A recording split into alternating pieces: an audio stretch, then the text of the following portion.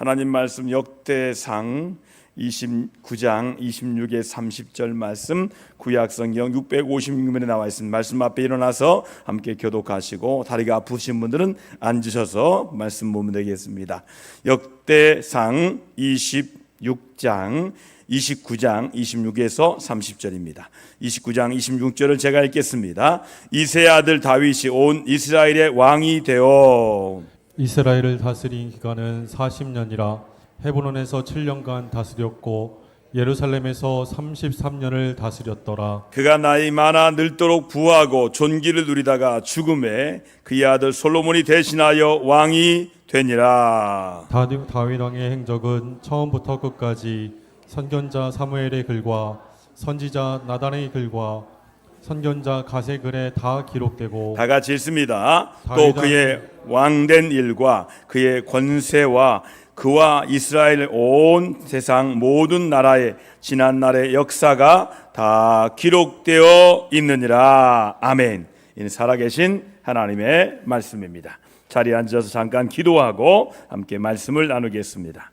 하나님 아버지, 수요일마다 예수님의 조상이고 예수님께서 말씀하신 늘 다윗의 후손 예수라고 말씀하신 그 다윗에 대한 이야기를 18번째 오늘 말씀을 통해 나눕니다. 하나님, 오늘 다윗의 죽음, 인생의 마침에 대한 첫 번째 말씀을 통하여 우리 인생의 마침을 말씀대로 잘 마치도록 우리가 죽음을 준비하는, 말씀대로 살아가는, 말씀대로 죽음을 맞이하는 믿음의 성도들 되게 하여 주옵소서. 죽음으로 인생이 완성되는 것을 깨닫게 하셔서 잘 살되 또 잘 죽게 하셔서 하나님 나라에서 다 만나는 축복의 성도들 다 되게 하여 주옵소서. 인생 마침이 허무한 것이 아니라 인생 마침이 아름다워지도록 축복하여 주옵소서. 오늘 다윗의 죽음의 말씀을 통하여 하나님의 음성을 듣도록 축복하여 주시옵소서. 예수님의 이름으로 감사하며 간절히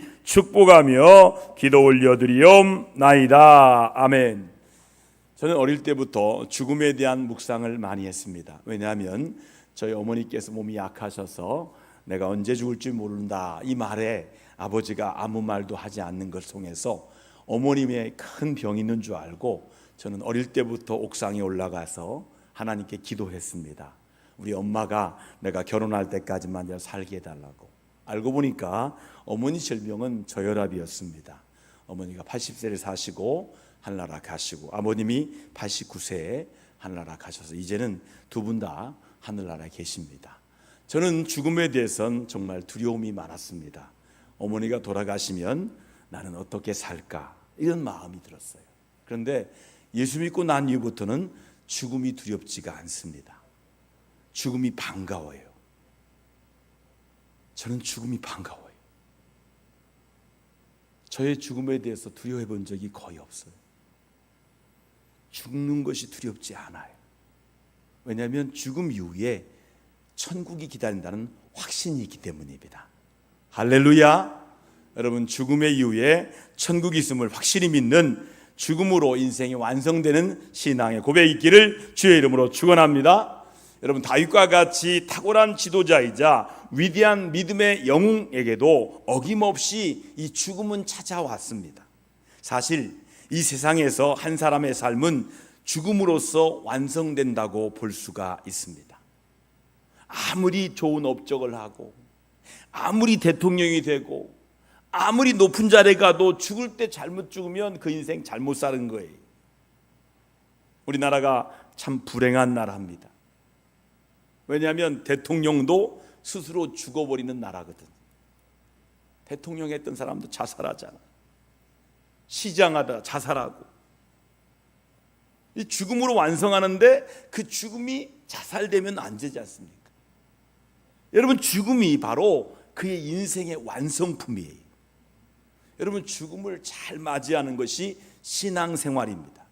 물론 그 죽음은 저 영원한 세상의 삶에 대한 시작이기도 합니다. 그래서 죽으면 끝나는 게 아니라 죽으면 영원한 삶이 시작됩니다. 자, 한번 고백해 보겠습니다. 죽으면 영원한 삶이 시작됩니다. 여러분, 믿으십니까? 저는 아직 모르겠어요. 제가 이제 시간이 지나면 제가 한 말이 옳다는 것을 여러분도 나중에 알게 될 건데, 10년이 되면 우리 인간들이 반은 기계, 반은 사람으로 바뀔 것 같아요. 인공 심장이 이미 나왔죠. 인공 간이 나올 겁니다. 인공 콩팥이 나올 것입니다. 다 인공으로 다 교체하는 거예요. 그러니까 죽지를 않는 거죠.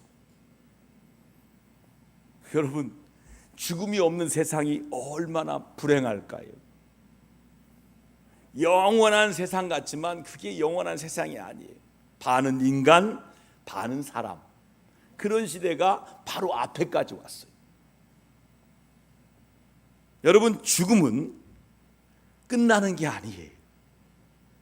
영원한 세상의 삶의 시작이 바로 죽음이에요.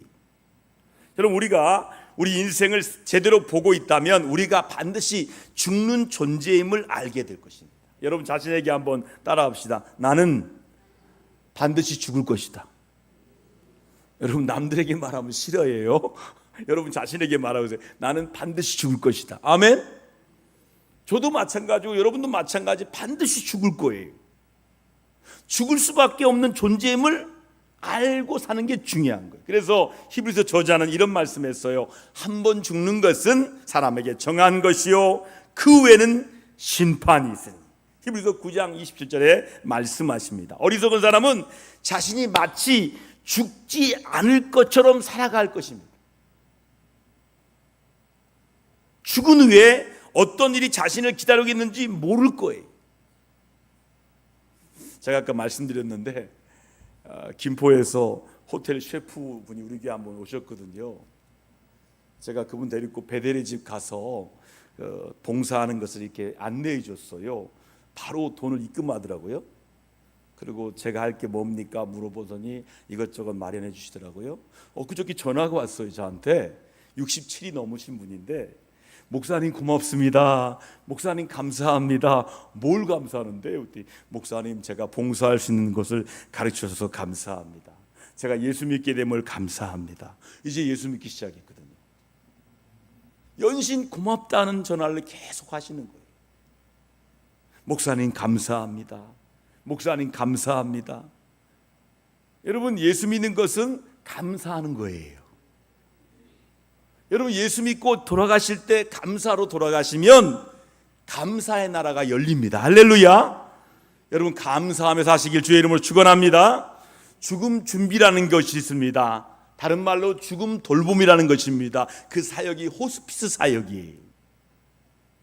여러분, 호스피스 사역 들어보셨어요? 죽을 분들을 잘 돌보는 거예요. 그래서 아름답게 돌아가시도록 도와주는 게 호스피스 사역입니다. 호스피스 사역을 처음으로 시작한 의사이자 사상가였던 엘리자베스 쾌블러 로스라는 사람이 있는데, 그녀의 제자 데이빗 캐슬러와 그들이 저술한 책이 있습니다. 인생 수업이라는 책에서 수많은 사람들의 죽음을 지켜보면서 얻은 교훈을 이와 같이 말하고 있습니다. 인간은 태어나는 순간 누구나 예외 없이 삶이라는 학교에 등록한 것입니다. 비극은 인생이 짧다는 것이 아니라 정말 중요한 것이 무엇인지 너무 늦게 깨닫는 것입니다. 너무 늦을 때까지 기다려서는 안 됩니다. 이것이 죽어가는 사람들로부터 배울 수 있는 가장 큰 교훈입니다. 엘리자베스 쾌블러 로스 인생 수업을 제가 부목사 때 한 20년 전이죠. 발가락이 부러지는 바람에 결절 때문에 병원에 한 2달 입원했을 때 그 책 여러 번 읽었습니다. 너무너무 좋아서 그 책을 읽고 또 읽었어요. 그때 읽는 동안에 인생 수업 제대로 받았지요. 야, 사는 것도 중요하지만 죽는 것이 더 중요하구나. 잘 사는 것도 중요하지만 내가 잘 죽는 것을 배워야 되는구나. 그게 바로 인생이구나. 그렇습니다. 우리가 너무 늦기 전에 정말 중요한 것이 무엇인가를 깨닫는 것이 참으로 중요해요. 역대상은 다윗의 종말에 대해서 이렇게 기록하고 있습니다. 역대상 29장 28절을 같이 한번 읽어볼까요? 29장 28절 성경에 있습니다. 같이 읽습니다. 시작. 그가 나이가 많아 늙도록 부하고 존귀를 누리다가 죽음에 그의 아들 솔로몬이 대신하여 왕이 되니라. 그런가 하면 다윗은 자신의 이렇게 자신을 소개하고 있습니다. 사무엘하 23장 1절 같이 읽을까요? 시작. 높이 세워진 자, 야곱의 하나님께로부터 기름 부음을 받은 자, 이스라엘의 노래 잘하는 자라고 자신을 이렇게 소개하고 있습니다. 그는 늙어서 죽기 전까지 부자였고 존귀한 사람으로 살다가 죽었습니다. 여러분, 다윗이 얼마나 부자냐면 다윗의 돈을 다 들여서 성전 건축을 마련한 돈이 굉장히 많은데, 금으로 따지면 이 시대가 생각하는 그 이상의 돈을 들였다는 거예요. 얼마나 부자인지. 자기 아들이 마음껏 건축할 수 있도록 성전 건축비를 이따만큼 준비한 사람이 다윗이. 다윗은 부자였습니다. 존귀한 사람을 살다가 죽었어. 그의 인생은 한마디로 영광스러운 삶이었다고 볼 수 있습니다. 그는 하나님의 기름 부음 받아 이스라엘의 왕이 되었습니다. 그리고 하나님께서 그를 높이 들어 사용하셨습니다. 오늘의 다윗이 죽음에 대한 첫 번째 이야기를 하고 그의 죽음에 관련된 주위 사람들에 대해서는 다음 주 수요일에 살펴보도록 하겠습니다. 오늘의 이야기는 사무엘상 하 29장 끝부분에 열왕기하 1장 2장을 모두 다루고 있는 말씀이에요. 먼저 다윗의 죽음에 대한 오늘의 성경 이야기를 들어보도록 하겠습니다. 다윗은 자신이 죽을 날이 가까운 것을 알게 되자 솔로몬에게 이렇게 유언을 했습니다. 나는 이제 이 세상 모든 사람들이 가야 하는 길로 떠난다. 너는 훌륭하고 용감한 지도자가 되도록 하여라. 너나 너의 하나님 여호와께서 명령하시는 것을 잘 지키도록 하여라. 하나님께서 주신 명령을 잘 지키고 율법에 복종하여 그분께서 말씀하신 대로 행동하여라. 모세의 율법에 있는 대로 지켜라. 내가 그렇게 한다면 너는 무엇을 하든지 어디를 가든지 성공할 것이다. 여호와께서 나에게 하신 약속, 즉 너의 자손이 내 말을 잘 따르고 마음과 정성을 다하여 내 앞에 행한다면 이스라엘 백성을 다스리는 왕이 내 집안에서 끊이지 않고 계속 나오도록 하겠다라는 말씀을 지켜주실 것이다. 그리고 너는 수루아의 아들 요압에게 내게 한 일을 잊지 말아라. 그는 이스라엘 훌륭한 두 장군 네리 아들 아브넬과 예데리 아들 아마샤를 죽였다. 요압은 전쟁이 아닌 평화의 시기에 그들의 피를 뿌렸다. 요압은 죄 없는 사람들을 죽여서 그의 허리띠와 신발에 피를 묻힌 사람이다. 너는 그에게 지혜롭게 벌을 내리도록 하여라. 그가 오래오래 살면서 평안히 죽도록 내버려 두어서는 안 된다.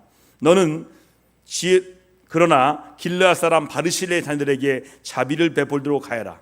그들이 너의 상에서 함께 먹을 수 있도록 해주어라. 그들은 내가 내 형 압살롬을 피해 도망갈 때 나를 도와주었다. 또한 바울임 출신으로 베냐민 사람이여 게라의 아들 시므이가 너와 함께 있다는 사실을 잊지 않도록 해라.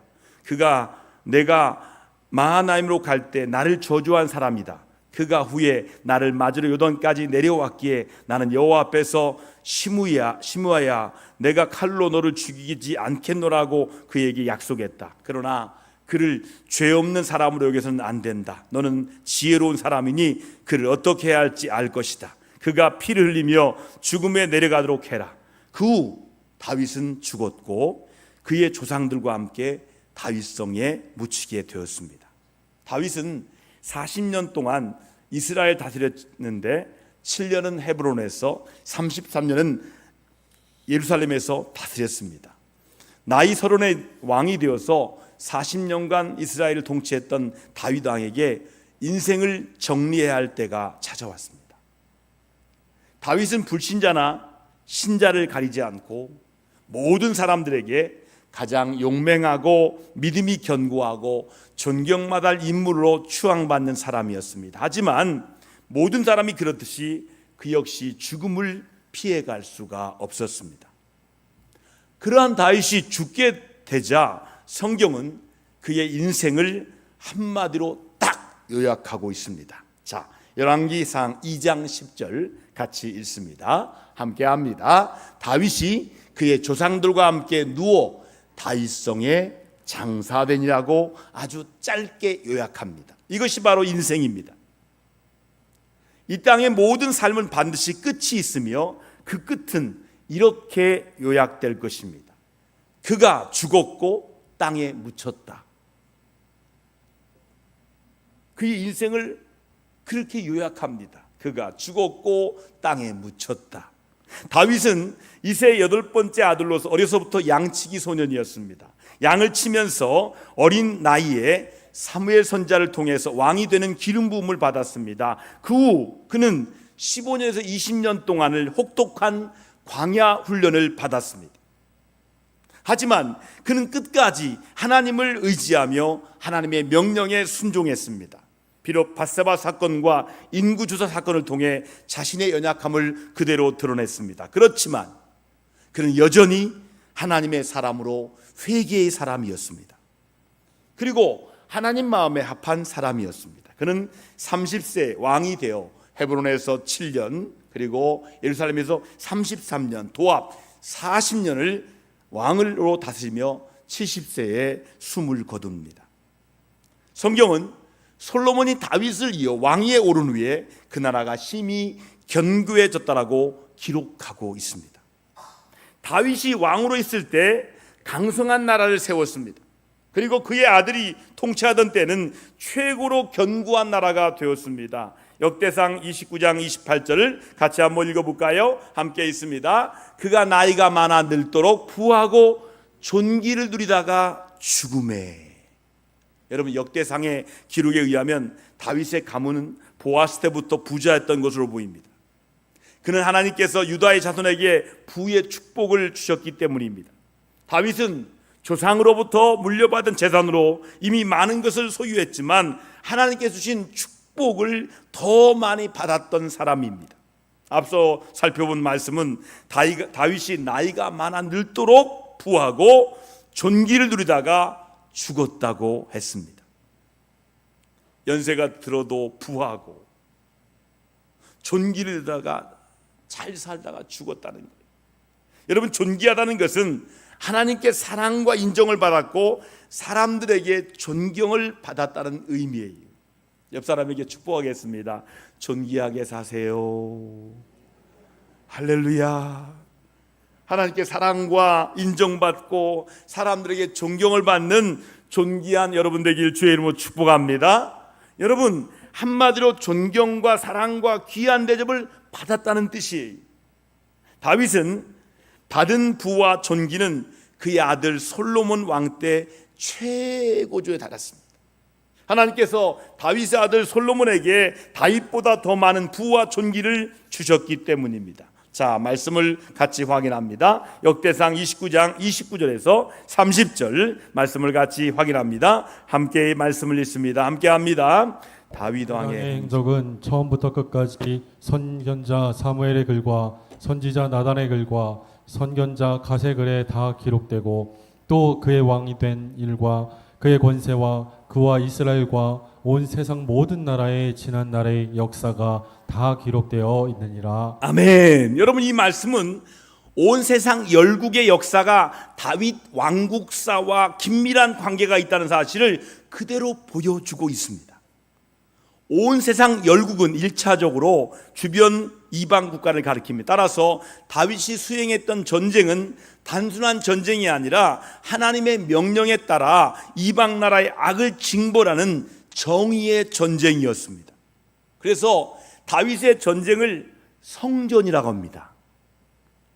거룩한 전쟁이었어요. 그리고 여기서 온 세상 모든 나라는 당대의 관점에서 보면 온 세상, 온 인류의 모든 족속을 상징하는 것이기도 합니다. 그러므로 성경 기자는 역대기가 모든 인류 역사를 이스라엘 역사와 연관지어 제시한 책임을 보여주고 있다는 것입니다. 자, 오늘 수요일 밤에 주신 다윗의 첫 번째 이야기 통해서 우리에게도 찾아올 죽음을 존귀하게 잘 준비하고 천국 비전으로 하루하루를 살아가시기를 주님의 이름으로 축원드립니다.